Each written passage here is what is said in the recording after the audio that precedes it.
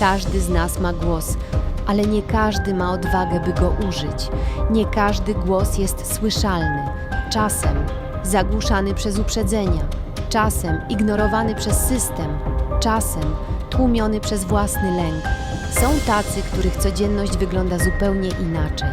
Walka zaczyna się od rana, z krawężnikiem, z biurokracją, z obojętnością, ale najbardziej z samotnością. Nie szukają litości, nie chcą współczucia. Chcą tylko jednego, by ich głos miał znaczenie. To film o tych, których często mijamy bez słowa, o tych, którzy mają dość bycia innych, o tych, którzy każdego dnia budują swoje życie.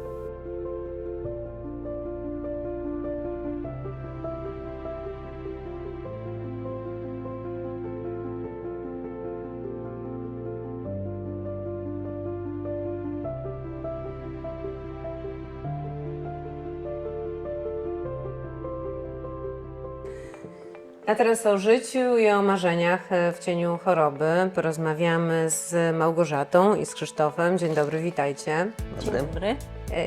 Żeby nie było tak jak zwykle, to zrobimy to trochę inaczej. Inaczej to będzie tak, że Krzysztof, ja chciałabym, żebyś ty powiedział nam o swojej mamie. Jaka to jest osoba? Na pewno silna, wytrwała.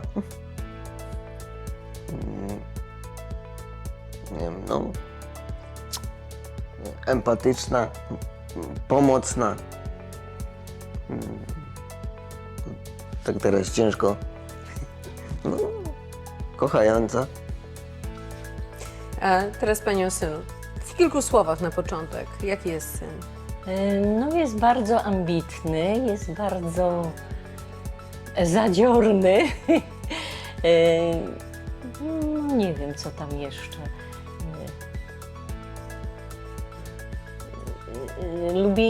Lubi bardzo sport i stara się wykazywać w tym, co robi. Po prostu wszystko robi na maksa, że nie obija się, nie. No ja wiem, co tam jeszcze można o nim powiedzieć. No jest ambitny przede wszystkim. I wy żyjecie w cieniu jednak niepełnosprawności syna. Kiedy pani dowiedziała się o diagnozie? Ja jeszcze będąc w ciąży, to wiedziałam, że syn się urodzi z rozszczepem kręgosłupa. To była pierwsza diagnoza, a pani reakcja na te słowa? Po prostu ja sobie nawet nie zdawałam sprawy dokładnie, co to jest wtedy, bo to jednak było 31 lat temu, 32. No szok. No a jeszcze pan doktor tak mnie przygotował, że on umrze przy porodzie, o w ten sposób powiem. Także ja, będąc już w 5. miesiącu ciąży, takie miałam nastawienie, że to dziecko nie będzie ze mną długo. O, w ten sposób powiem. Także ja na przykład jadąc do szpitala, do porodu, nic nie miałam wzięte dla dziecka. Także nic nie miałam kupione dla dziecka. No tak to wyglądało. Także no nie bardzo wspominam dobrze te czasy, bo w tej chwili to jest inna sytuacja, ale wtedy to był szok, nikt nie potrafił doradzić, pomóc psychicznie, jakoś tak człowieka podbudować. Po prostu moje otoczenie nie wiedziało jak nawet, nie? Już w 5. miesiącu ciąży dowiedziała się pani, że urodzi pani martwe dziecko. To znaczy, że nie martwo, że nie przeżyje. tylko że nie przeżyje, bo jest rozszczep i to taki dosyć duży. Nie? Kiedy syn się rodzi, pani nie ma zupełnie nic, a w domu pani miała wyprawkę przygotowaną, wszystko? Nie. Czy Nie. też nie? Nie. Czyli nagle się okazuje, że poród przebiega w jaki sposób właśnie? No właśnie to powinno, tak według mnie powinna być zrobiona cesarka. Niestety rodziłam siłami natury. I być może to jeszcze u niego tą kifozę, bo on ma taki garb kifotyczny, pogłębiło przez to, nie? No, gdyby była zrobiona cesarka, to mi się wydaje, że nie byłby aż tak duży. Lekarze nie chcieli? To Sugerowała znaczy się, pani, nie wie pytała? pani co, ja nic nie pytałam, ja byłam tak przerażona, że po prostu... A jeszcze najlepsze było to, że ja nie rodziłam na porodówce, ja rodziłam na ginekologii w jakiejś sali. A skąd taki pomysł? Lekarza. Czyli lekarz, wiedząc, że dziecko rodzi się z rozszczepieniem kręgosłupa, mówi to pani na zimno, później nie ma pani żadnego wsparcia psychologa. Jest pani przekonana o tym, że pani dziecko może nie przeżyć Tak, lub żyć tak. chwilę lub jakoś krótkoterminowo. I rodzi pani jeszcze na oddziale, który nie jest wyposażony do tego, żeby rodzić. No wie pani, to jest oddział ginekologiczny, także są tam... Ale nie położniczy. No nie. Rodzi się syn, czyli cud tak naprawdę. Krzysztof dostał, można powiedzieć, drugie życie. No, pani dostała też drugie życie. I co później było? No później był prawie 2 miesiące w szpitalu na Wojciecha. Także tam miał operację w pierwszej dobie życia, zamknięcia rozszczepu i po prostu doprowadzenia go do takiego stanu, żeby można było go wypisać, nie? No i wtedy to już dowiedziałam się, że ma niedowład wiotki, kończyn dolnych, nie? Że tutaj miał założoną zastawkę, jedną, organizm odrzucił, później drugą, to już organizm przyjął i także, bo takie dzieci właśnie z rozszczepami mają zakładane zastawki, żeby nie doszło do wylewu. Jaki to typ rozszczepienia? Gdzie jest najwięcej dysfunkcji na tym kręgosłupie? To jest krzyżowo-lędźwiowy, piersiowy. Nie, no dobrze, krzyżowo-lędźwiowy. Tak, bo to się łączy. Później wychodzicie do domu, bo z synem pani była na To Wojciecha, znaczy się czy nie można było. My dojeżdżaliśmy z mężem. Takie maleństwo To samo. znaczy, tak. Tam jeszcze mieliśmy dobrze, bo tam kuzynka pracowała w tym szpitalu, także tam doglądała i tyle było dobrego. Od kogo najwięcej wsparcia pani dostawała wtedy?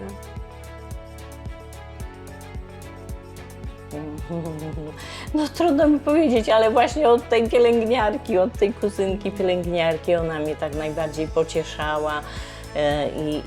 Bo mąż cały czas mówił, że będzie dobrze, nie? No. No to teraz Krzysztof, tak, przechodzimy do ciebie.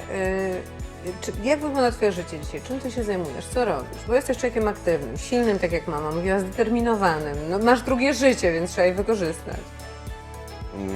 Na ten moment pracuję w Wydziale Informatyki w Urzędzie Miasta.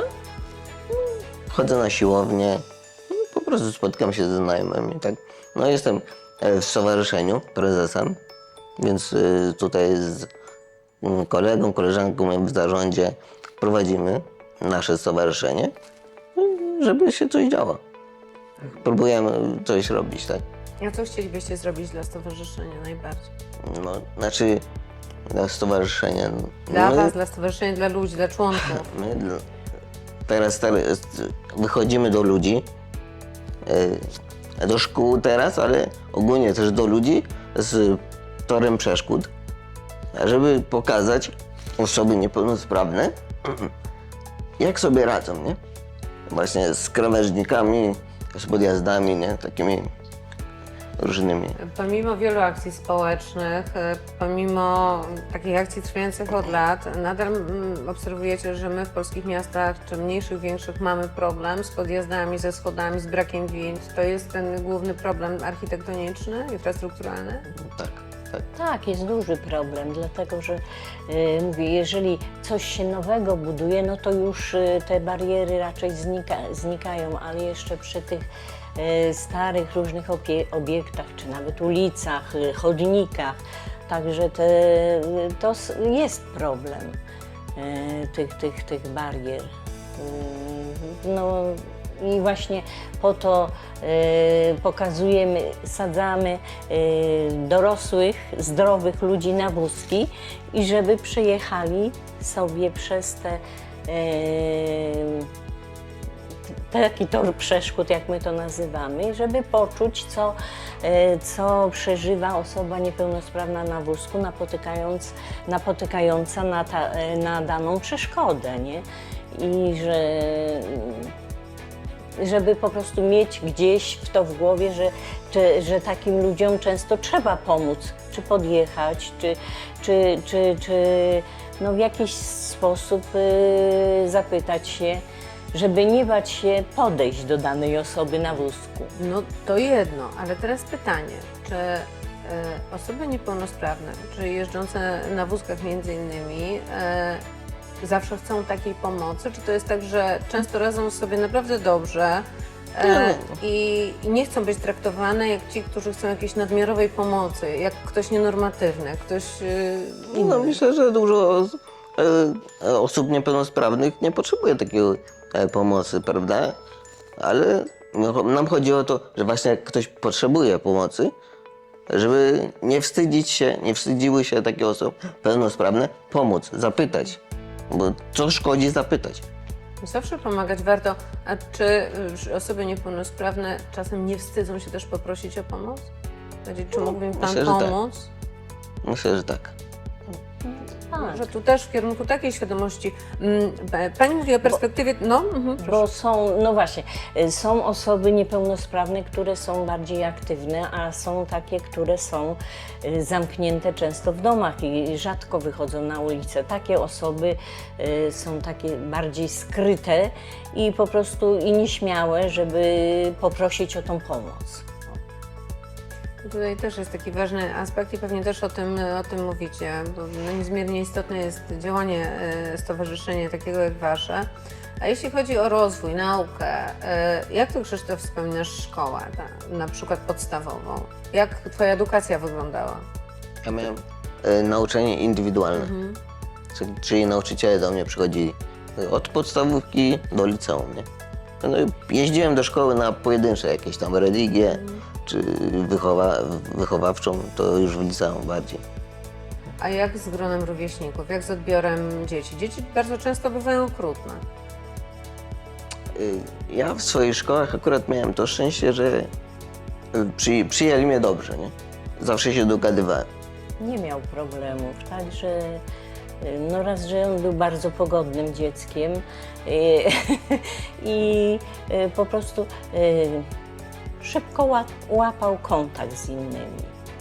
Także Czyli to środowisko rówieśnicze akurat było sprzyjające, natomiast jeśli chodzi a właśnie najgorsze były te bariery, nie? Architektoniczne, bo mógłby częściej bywać w szkole na więcej lekcji, no ale wszędzie trzeba było wciągać, trzeba było prosić o pomoc, jak się przyjeżdżało do szkoły.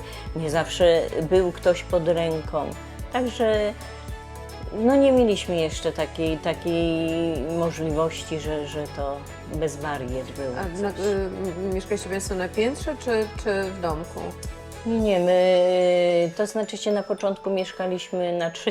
piętrze, ale później przeprowadziliśmy się do mieszkań TBS-owskich przystosowanych właśnie typowo dla niepełnosprawnych. Czyli codziennie trzeba było na to 3. piętro z wózkiem Krzysztofa wnosić, pomagać mu? Tak, tak. I Pani na siebie główną część tego No, wzięła? przeważnie ja, bo mąż w pracy, nie, także przeważnie ja. Ale nie, później już jak do szkoły, już do tych starszych klas, to już mieszkaliśmy na osiedlu Lotnisko i tam już mieliśmy dostosowane. Po prostu jest parter, jest podjazd, są szerokie drzwi balkonowe. Czy to jest specjalnie tak, budynek dostosowany? tak. A kto buduje takie budynki? TBS, Towarzystwo Budownictwa Społecznego, tak? Na parterze wszystkie mieszkania, budując tam właśnie na lotnisku, wszystkie mieszkania na parterze dostosowują dla osób niepełnosprawnych. Także no, dużo robią. Można powiedzieć, że dużo robią i to właśnie oni pierwsze te mieszkania w 2004 roku oddali do użytku nam. My jako jedni z pierwszych żeśmy tam zamieszkali. A ty pamiętasz te trzecie piętro, kiedy tam mieszkaliście? Do którego roku życia? Do 10 roku życia. To strasznie długo. I jak, powiedz mi, twoja perspektywa była w tym, żeby, nie wiem, wychodzić na dwór, spędzać jakoś dzień? Co ty robiłeś jako 9, 10, 8-letni chłopczyk? Siedziałem w domu, się bawiłem z bratem, oglądałem telewizję, ale też wychodziłem raz dziennie. Tylko, że to właśnie był taki spacer raz dziennie, że po prostu było za wysoko, żeby kilka razy dziennie wchodzić i wnosić, nie? Trzecie piętro No. dla kobiety, pewnie męża też w domu nie było, No nie, pewnie bo pracował. No. To nie są łatwe. A pamiętacie jakieś takie najbardziej, jakąś przykrą chwilę w tej waszej historii? Coś, co was spotkało? Przykrą. Przykrą to taką, to znaczy ja tu pamiętam tą straszną chwilę, gdzie my byliśmy w poradni psychologicznej, A, no. tak? Nie, to, Tak. co to Tak, jest? to jest poradnia psychologiczna, jakaś tam coś właśnie idzie na badania, żeby dostać indywidualne nauczanie. Orzeczenie. No i tam właśnie wciągałam go sama, bo to było po schodach. Drewniane były fakt schody i wciągałam go sama do góry i będąc już prawie na samej górze, wózek poleciał z Krzyśkiem. Także to było... Wózek to było... ze schodów zjechał? Tak, zjechał, ale ja do ostatniej chwili go trzymałam, żeby tam w ścianę nie uderzył. No bo ostatni schodek jest tu, a pół metra później jest ściana. Jest ściana, także do ostatniej chwili, także on nie uderzył, nie uderzyłeś w Nie, nie. ścianę, no. I to było straszne. Później dostał na drugi dzień pod wpływem stresu dostał, Szkurczu akumulacyjnego oka. Nie Nie, wi- widziałem nic. Zamgłą nie- wszystko. no i nie widział. Dopiero trzeba było też tam trenować tam dużo z tymi oczami. Pojechałeś do poradni po orzeczenie, a niemalże zginąłeś, plus jeszcze stres, który spowodował kolejną dolegliwość. I co z tym okiem się działo? Długo to trwało? Nie, No, tak z miesiąc może. a wtedy to jest- akurat były egzaminy. No, Ośmioklasisty chyba, tak? tak, tak. No, Szó- także- Sześcioklasisty. A, przepraszam, sześcioklasisty Ja to były te jestem z pierwsze, gimnazjum jeszcze. bo to Tak, później bo było gimnazjum. do gimnazjum. No. Natomiast widziałeś podczas pisania tego Nie, egzaminu? miałem asystenta. Czytał mi pytania, ja odpowiadałem, bo wtedy jeszcze właśnie miałem te problemy, nie?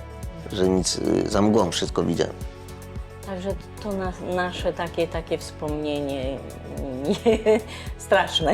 No rzeczywiście straszne, a takie najbardziej radosne wspomnienie w waszej historii. Krzysztof, twoje. Co cię najbardziej cieszy? To, że spotykamy się wszyscy, życie po prostu, że mamy to stowarzyszenie, że może No ale tak wyjść. życiowo, słuchajcie, no bo są rzeczy, które nas cieszą, tak? Wychodzimy z założenia, że wszyscy jesteśmy ludźmi, mamy marzenia, pragnienia, w życiu jest czasem dobrze, czasem źle. I takie zwykłe ludzkie marzenia, albo niezwykłe, No, tak, Krzysztof? No na przykład to, że zrobiłeś prawo jazdy, co nie cieszy No właśnie, cię? a ciężko, trudno jest zrobić prawo jazdy? No tak, bo to trzeba też tutaj dojeżdżać do Szczecina, bo tu w Stagrodzie nie było, więc duże dojazdy, nie? No pamiętam pierwszą jazdę, wsiadam, a szkoła nie miała przy szkole łuku, tak, placu manewrowego, Manewrowego. tylko trzeba było przejechać pół miasta. I pani instruktor mówi, siadaj, tu masz gaz, tu masz hamulec, jedziemy. Pojechałeś. Pojechałem. A za To- którym razem? Ja byłem taki przyzwyczajony do wózka, więc szybko skrętu opowiedział mi, skręć w lewo. No tu ja nie myśląc, Od razu skręciłem. skręcał. a że tu była zima, to trochę było ślisko, więc pan się zdziwił, nie?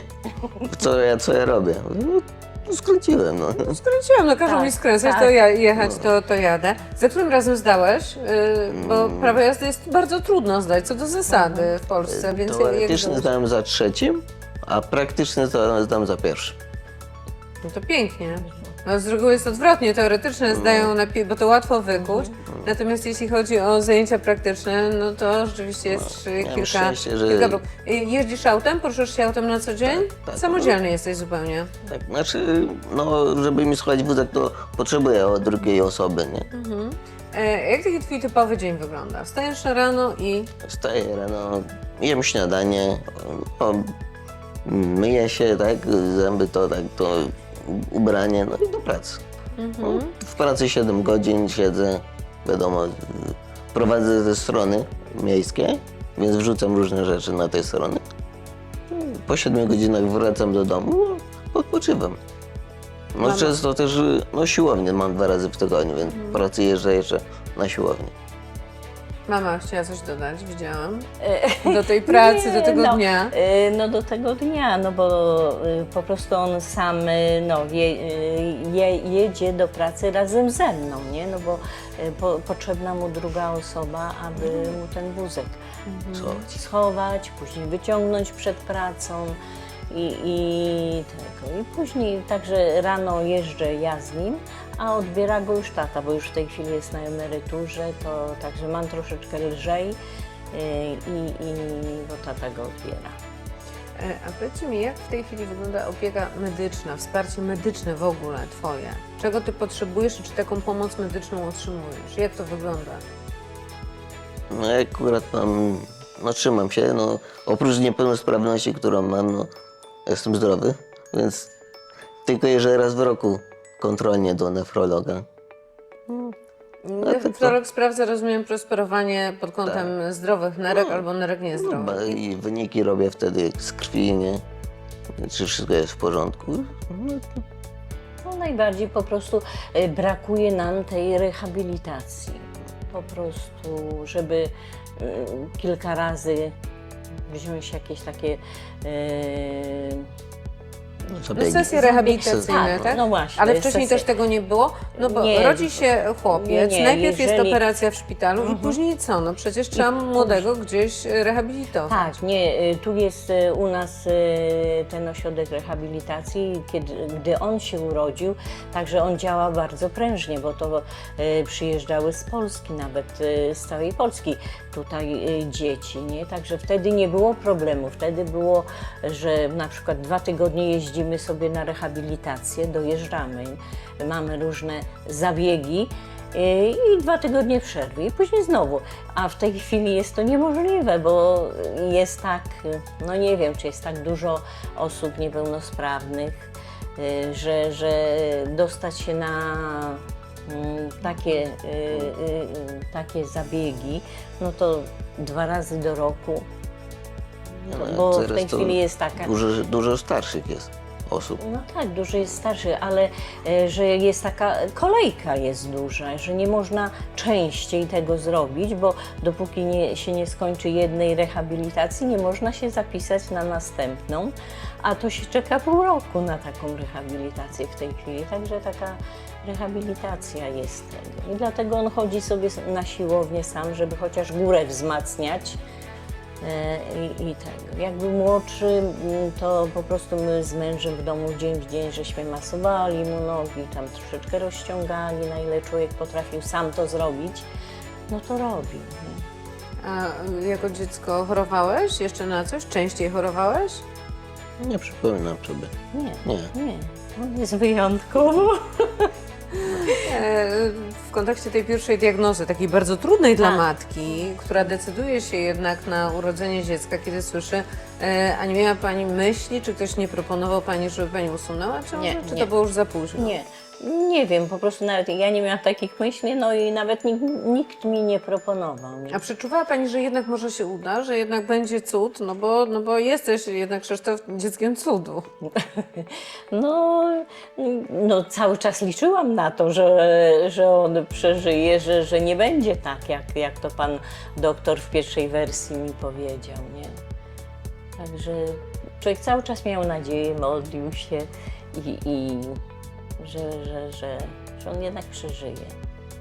A jak to jest z tym poczuciem bycia ocenianym czasami poprzez własną niepełnosprawność? To tobie przeszkadza, czy wolałbyś, żeby jednak ludzie zwracali na to uwagę? Bo to jest tak, wszyscy jesteśmy równi wobec i opieki medycznej. Jedni wymagają więcej, drudzy mniej. Nie różnicujemy się. Czy tobie czasem przeszkadza, jak ktoś traktuje Już cię jako nie. osobę, ale przeszkadzało, jak mówisz, Jak że byłem nie? dzieckiem, to zawsze reagowałem tak, co się patrzysz, albo coś. Jak kiedyś pamiętam, byliśmy u kuzyna na wsi, pan wychodził ze sklepu i tak się na mnie patrzył, tak z góry. Mówię, podoba się panu? No to dorosły mężczyzna, tak? No, wszyscy się śmiali, mówię, no bo się pan tak patrzy, podoba się panu? Odpowiedział coś? Nie, poszedł. No, ja tak odpowiadałem. A teraz już nie zwracam na to uwagi. Już mi to nie przeszkadza. Ale czułeś te spojrzenia, że jesteś jakiś czasem inny, że coś jest nie tak? No czasem tak.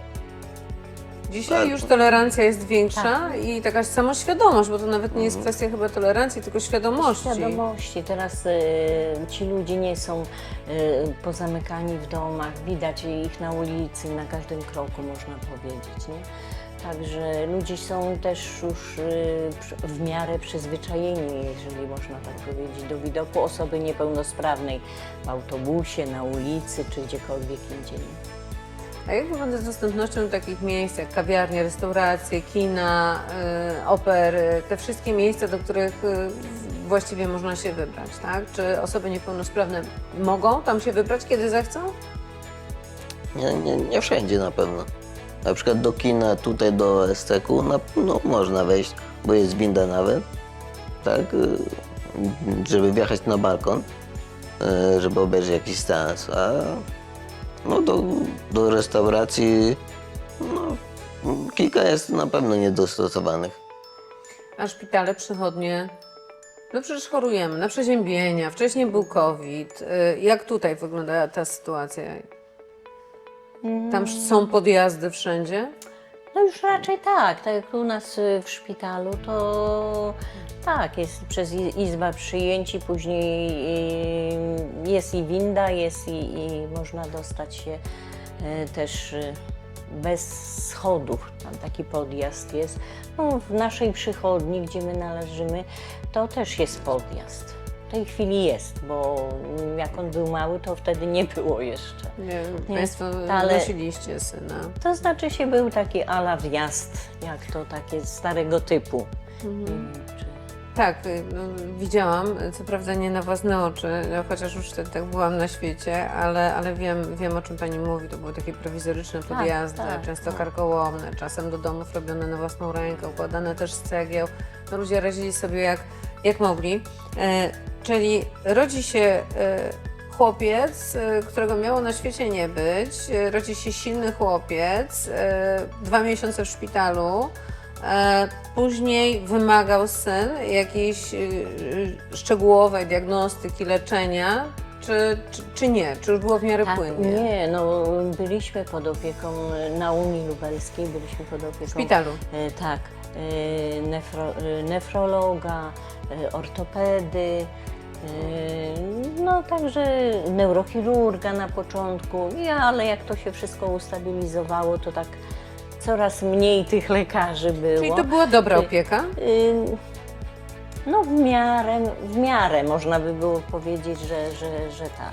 A dzisiaj dostępność na przykład do dentysty, tak? W ogóle do opieki medycznej. Przecież chodzimy do stomatologa, odwiedzamy lekarzy, mamy przeziębienia. Jak tutaj Twoja sytuacja wygląda? Jak Ty tą dostępność do medycyny, do opieki medycznej oceniasz?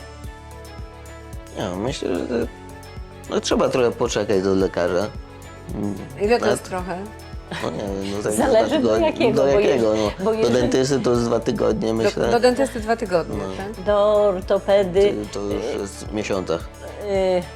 miesiąca, do naszego pana doktora, do którego chodziliśmy zawsze, w tej chwili już na 27 rok rejestrują.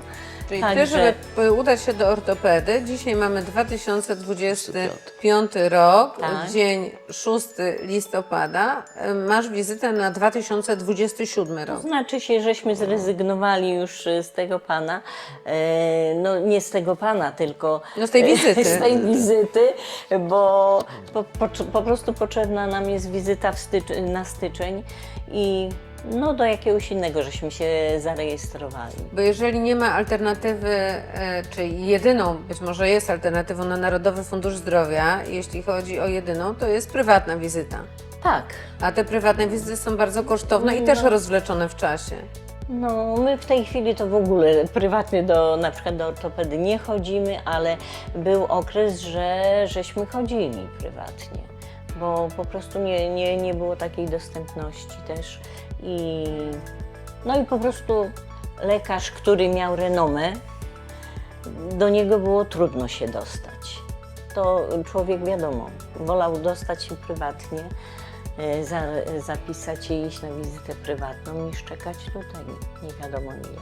Czyli to czekanie z jednej strony, inni specjaliści, których ty czasem potrzebujesz, też tak długo musisz czekać? No tak. No, tylko, że no mówię, no ja w tej trzymam się w dobrym zdrowiu, więc nie potrzebuję na ten moment. W tej chwili to nie jesteśmy pod taką stałą opieką. Nie, no bo tak jak syn powiedział wcześniej, nie, że jedynie pod opieką nefrologa. A dentesta, wizyta u stomatologa, są gabinety też przystosowane, bo ty jesteś przecież na wózku. Jak to wygląda? Nie no, mamy tutaj Chodzimy prywatnie. Jest podjazd. To jest w tak zwanym Starym Kluczewie. Pani, która nas zawsze przyjmuje i tam jest właśnie podjazd i nie ma problemu, jest na parterze gabinet.